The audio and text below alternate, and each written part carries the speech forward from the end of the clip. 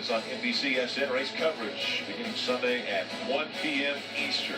A year ago, it was Matt Kenseth who won the race. Jeff Gordon, most wins ever at Pocono Raceway, and we'll see how much success he has in the 88 on Sunday. Mike.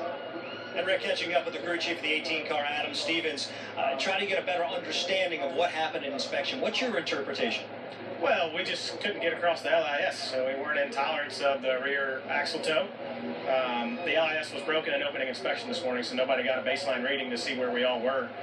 So expected a few cars to have to roll around, and we were one of them, and just barely missed it the first time, and we made an adjustment, and it wasn't showing the adjustment on one of the sides. Like, it just wouldn't move. So we kept moving it, and it didn't move, and finally all of the adjustments showed up the last time through, and I promise you we were the most legal car on the racetrack when actual qualifying came around.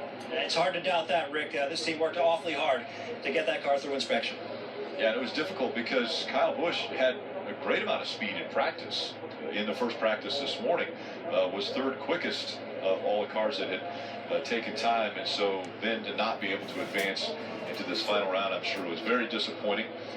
But as the time ran out on them, as far as getting out onto the racetrack, they were not able to make that second run in the second round to have a shot at the pole or being in round number 3.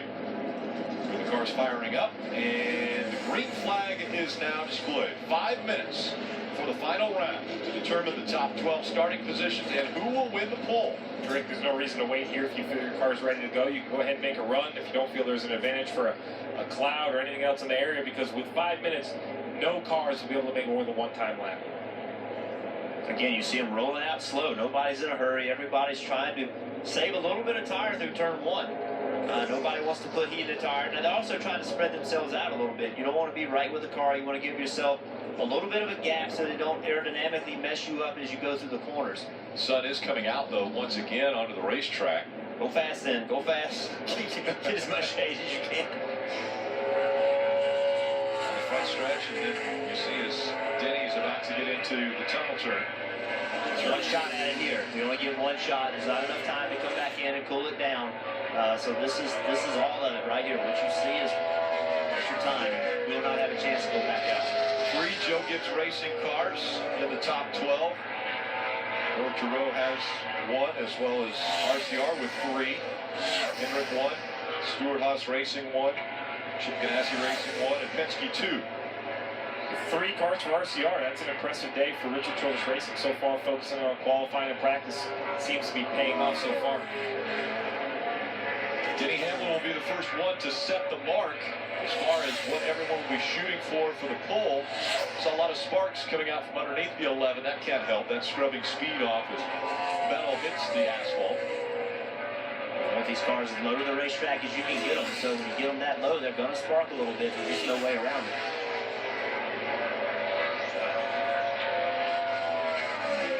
Denny Hamlin pushing as hard as you can. You have to learn the grip of your car. As the tires cool down, you go back out again. The limit of how hard you can push this car changes. So you have to find that limit and get right to it. Denny Hamlin, Chesterfield, Virginians. Denny Hamlin goes 50.409. Chase Elliott not as quick. Carl Edwards looks like he might be a little bit faster. Brad Keselowski is second quickest. And that 40, that's the fastest anyone's gone today. Carl Edwards, Tony Stewart, second quickest, not able to capitalize. Paul Menard goes to the top of the chart. Out the back right now. 50.372. New crew chief Danny Stockman on board with Paul Menard, and we've sang his praises already as Carl Edwards now betters Paul Menard. That's not going to last very long, though. The 78 of Martin Truex has a different idea. He's going to run a 50.21, a full tenth of a second clear. Oh, yeah, 21. You hear the excitement of Cole. I think that's Cole Pern on the radio cheering his driver on. And we've had 9 cars take lap time already. Kenseth, Austin Dillon, Joey Logano still to go.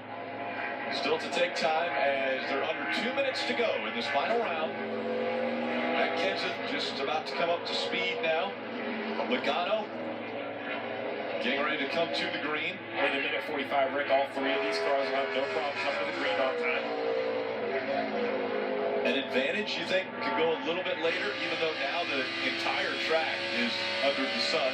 I haven't seen much of an advantage in this section. It seems like it's been pretty consistent for all 5 minutes. Joey Dollar takes the green. So right now he went through turn 3 as hard as he could, learn what his car would do, what it wouldn't do. He's going to try to apply that in turn 1. It's in the corner as compared to Truex. Really well on corner middle. Lost a little bit on exit, but it's right there. It's going to be close. Hovering right around the exact same time as what Martin Truex Jr. has run. Now a little bit slower as he enters the tunnel turn. A lot of time can be made up in such a short corner, such a fast, quick corner. You go through it, you see Joe Logano 2.5, 3/10 going the wrong way. The other two guys, though, Matt Kenseth and Austin Dillon, were in the green and then both shifted back to the red. We'll see what Matt Kenseth does. If he also loses time through the tunnel, maybe the 78 just got through the tunnel corner exceptionally well, and it seems that way as now both the 22 and the 20 have lost time through that corner versus our pole sitter currently, Martin Truex Jr. Kenseth and Dillon as the final seconds wind down from this final round. No one else on the track trying to make another run. Everybody knowing one and done. And Martin Truex Jr. looks to be safe as Austin Dillon will be 0.6 of a second off of what Truex Jr. was able to run. 10th career pole for the 78, Martin Truex Jr. Jeff Curtis, head engineer on the team. It was a good track for this team. Big win a year ago, and now their first pole. Which track isn't good for this team? They have been The very, 78. very good. And just, just consistently fast. Every different style of racetrack we go to, the 78 seems to have it figured out and have speed. So Martin Truex Jr. once again will be celebrating, if only for a brief moment, here on a Friday in Pocono. He and Cole Pern will go back and analyze the speed that they found here and try to figure out how they can equate that into speed for 400 miles on Sunday. And you see the smiles. Man, it feels good when you have speed and consistently have speed. It's just, we talk about motivation, and we heard Danny Stockman say that RCR was trying to get their program better.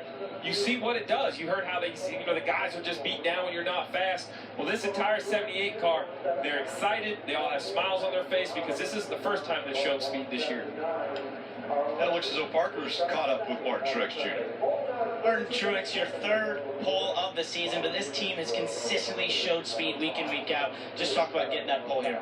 That's exciting. We had a bad race here the first time around, and we didn't get much practice and qualified bad, and that led to us getting in trouble on pit road the first stop of the race. So to have a good starting spot, obviously the first pit box, I'm sure we'll pick that one. That's a huge advantage. So looking forward to Sunday. Car's been really good so far today, and just can't thank everyone enough back at Furniture Racing in Colorado, everybody Toyota that makes this deal work, and JGR, TRD engines, just everybody that helps us with this program. These cars are phenomenal and they're fun to drive right now. A big win here a year ago.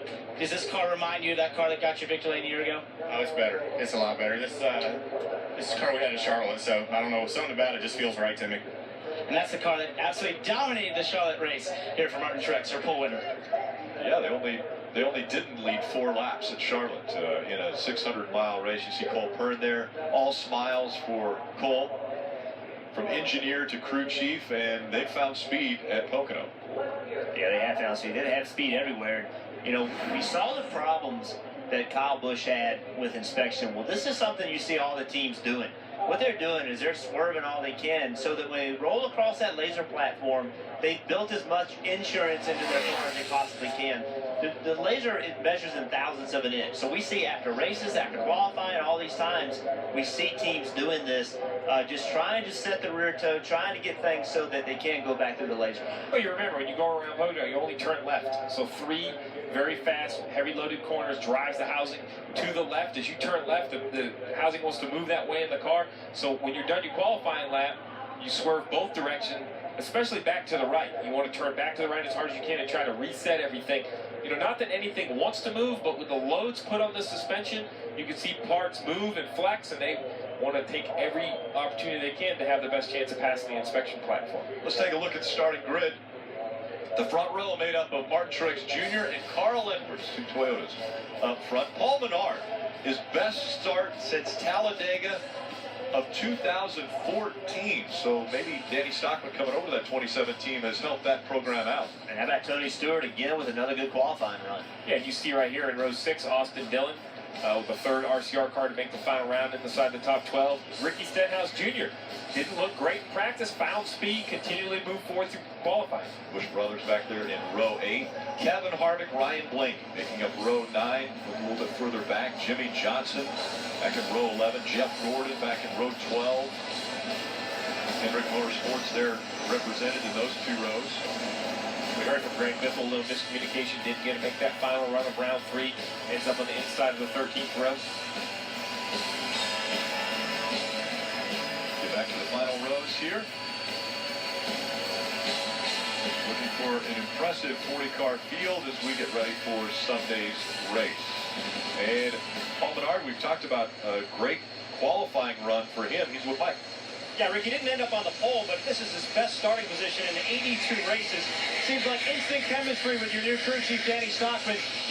How would you summarize the way this all played out for you today? Yeah, I mean, the car's been good since we unloaded. Danny spent a lot of time in the shop this week trying to, and he's never been on a Cup team before, so he's working with the guys to try to get everything sorted out with the car for this weekend. And, this is a new style car that RCR debuted last week at Indy, and Justin and everybody at RCR worked out a lot of bugs with it. And I think we got it tuned up right now. Paul Menard will roll off 3rd on Sunday afternoon, Rick. And Paul Menard in 3rd, and then Newman in 5th, Dillon in 12th. So we have 3 RCR cars in the top 12. As Danny Stockman said, they didn't suck. They had a good day. You put it so eloquently earlier. And already the pictures, the selfies for Martin Truex Jr., good feelings again for that team. Yeah, but something Paul Menard said right there kind of struck me. It's a new style car. We talk about improving. It's not just shocks and springs. Sometimes it's an entire package. Sometimes it can't be found at the racetrack. You need to go back to your shop, Rick, figure out whether it's aerodynamically, whether it's horsepower, whether it's chassis. It sounds like Richard Childress Racing has put a list together, made a different style car, a new update. It seems to be improving on their speed. Finding speed is exactly what every team wants to do, just like Team Penske, Joey Logano. But it was Martin Truex Jr. who won the pole, so we look forward to Sunday afternoon's race from Pocono.